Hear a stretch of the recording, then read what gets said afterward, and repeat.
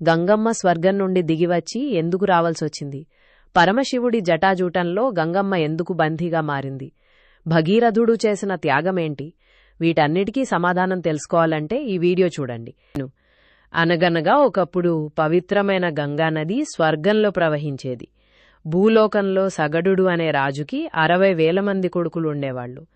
ఒకసారి ఆయన అశ్వమేధ యాగం చేస్తుంటే యాగం గుర్రాన్ని ఇంద్రుడు దొంగిలించి కపిల మహాముని ఆశ్రమంలో దాస్తాడు. అశ్వమేధ యాగం రాజ్యాన్ని విస్తరించడానికి, తను చక్రవర్తిని అని ప్రకటించడానికి చేస్తారు. గుర్రం ఏ రాజ్యాల గుండా వెళ్తుందో ఆయా రాజ్యాల రాజులు లొంగిపోవాలి, లేదంటే ఎదుర్కోవాలి. సగరుడు కూడా అందుకే చేశాడు. కపిల మహాముని పాతాళంలో తపస్సు చేసుకుంటూ ఉండేవాడు. గుర్రం ఆయన ఆశ్రమంలో కనిపించింది. కపిల మహర్షి పరమభక్తుడు, తత్వవేత్త. ఆయన ప్రశాంతమైన ప్రదేశం కోసం పాతాళంలో తపస్సు చేసుకుంటూ ఉండేవాడు.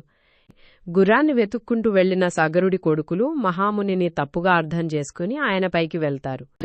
కోపంతో మహాముని వాళ్లని శపించి భస్మం చేస్తాడు. సగరుడి మనవడు అంశుమంతుడు, ఆ తర్వాత భగీరథుడు గంగని భూమిపైకి తీసుకురావడానికి తీవ్రమైన తపస్సు చేస్తారు. చివరికి భగీరథుడి తపస్సుకి మెచ్చి గంగ భూమికి రావడానికి అంగీకరిస్తుంది. కాని గంగ వేగాన్ని భరించడం కష్టమని, ఆ వేగాన్ని తట్టుకోవడానికి ఒక శక్తి కావాలని పరమశివుడు ఆ వేగాన్ని తట్టుకోవడానికి సిద్ధమవుతాడు. తన జటాజూటంలో గంగని బంధించి ఆ తర్వాత పాయలుగా విడిచిపెడతాడు. అలా వస్తుంది గంగానది భూలోకానికి. శివుడు తన జటాజూటాన్ని మొత్తం కప్పేస్తూ ఆకాశం నుండి దూకుతున్న గంగని తన తలలో బంధిస్తాడు. అంత వేగంతో వచ్చిన గంగ ఆయన జుట్టులో చిక్కుకుపోయి బయటికి రావడానికి దారి దొరక్క చాలా కాలం అక్కడే ఉండిపోతుంది. ఆ తర్వాతే శివుడు గంగని చిన్న పాయలుగా భూమిపైకి వదులుతాడు. గంగావతరణం కథని ఇంకా విపులంగా పెద్దదిగా చెప్తాను. సగరుడు అశ్వమేధ యాగం చేయడం వెనుక ఒక పెద్ద కారణం ఉంది. తన రాజ్యాన్ని విస్తరించడంతో పాటు తన సత్తా చాపుకోవాలని రాజులకి ఒక ఆనవాయితీ. యాగం గుర్రం వెళ్లిన ప్రతిచోట ఆ రాజ్యపు రాజు లొంగిపోతే పర్వాలేదు, లేదంటే సగరుడి సైన్యంతో యుద్ధం చేయాల్సిందే. ఇలా గుర్రం విశ్వయాత్రకి బయలుదేరింది. దేవతల రాజైన ఇంద్రుడికి సగరుడి పెరుగుతున్న శక్తిని చూసి భయం పట్టుకుంది. ఎక్కడ సగరుడు తన స్వర్గరాజ్యాన్ని ఆక్రమిస్తాడోనని ఇంద్రుడు సమయం చూసి గుర్రాన్ని దొంగిలిస్తాడు. దాన్ని తీసుకెళ్లి కపిల మహాముని ఆశ్రమంలో ఆయనకి తెలియకుండా దాచిపెడతాడు. మహాముని అప్పుడు తపస్సులో మునిగిపోయి ఉంటాడు. గుర్రాన్ని వెతుక్కుంటూ వెళ్లిన సగరుడి కొడుకులు ఆశ్రమంలో దాన్ని చూసి మహర్షియే దొంగని పొరబడతారు. కోపోద్రిక్తులై ఆయన పైకి వెళ్తారు. మహాముని తన తపస్సు భగ్నమైనందుకు కోపించి వాళ్లని శపిస్తాడు. ఆయన కంటిచూపుతోనే వాళ్లంతా భస్మమైపోతారు. ఇలా 60,000 మంది కొడుకులు మరణించడంతో సగరుడు వెలవెలబోతాడు. వాళ్ళ ఆత్మలకి శాంతి కలగాలంటే స్వర్గం నుంచి గంగానదిని భూలోకానికి తీసుకురావాలని తెలుస్తుంది. కొడుకులు భస్మమైన తర్వాత సగరుడి మనవాడు అంశుమంతుడు రాజ్యాన్ని పరిపాలిస్తూ గంగని భూమిపైకి తీసుకురావడానికి ప్రయత్నిస్తాడు. కాని అతను తన సాయశక్తులా ప్రయత్నించి రాజ్యాన్ని తన కొడుకైన భగీరథుడికి అప్పజెప్పి మరణిస్తాడు. భగీరథుడు కూడా గంగను భూమిపైకి తీసుకురావాలని దృఢ సంకల్పంతో తపస్సు చేస్తాడు. భగీరథుడు తన రాజ్యాన్ని సమస్త సుఖాలను వదిలి దట్టమైన అడవుల్లోకి వెళ్తాడు.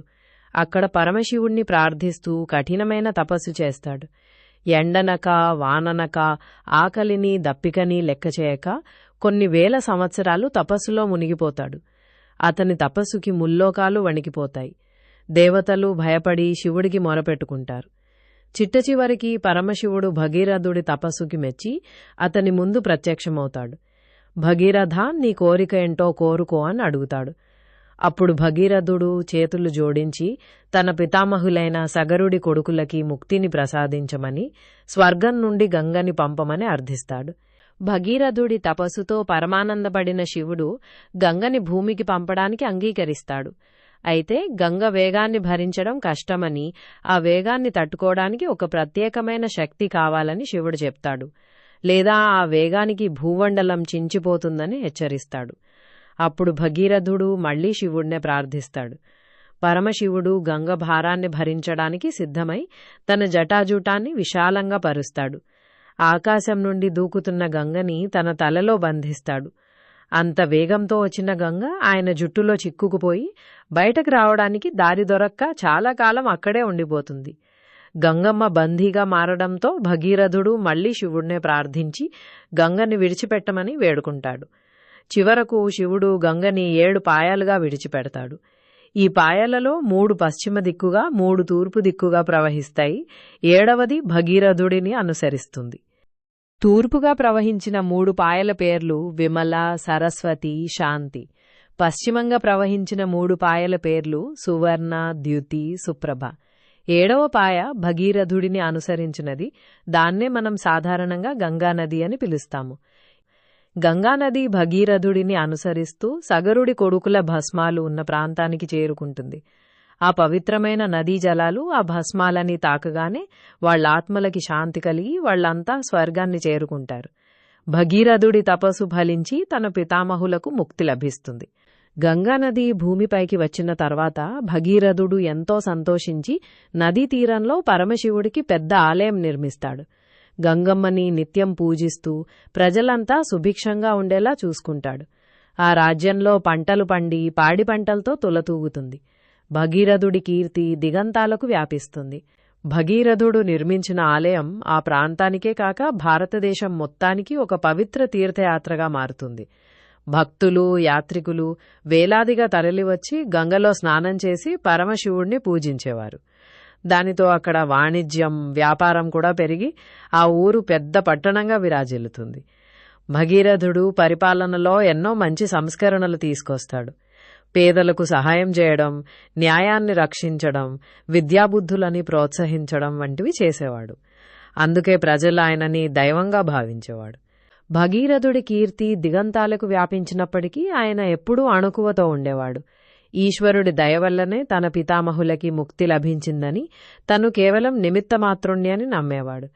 ఆయన తన చివరి రోజులలో రాజ్యాన్ని తన కుమారుడైన కృతసేనుడికి అప్పగించి ఆధ్యాత్మిక జీవితం గడపడానికి అడవుల్లోకి వెళ్ళిపోతాడు.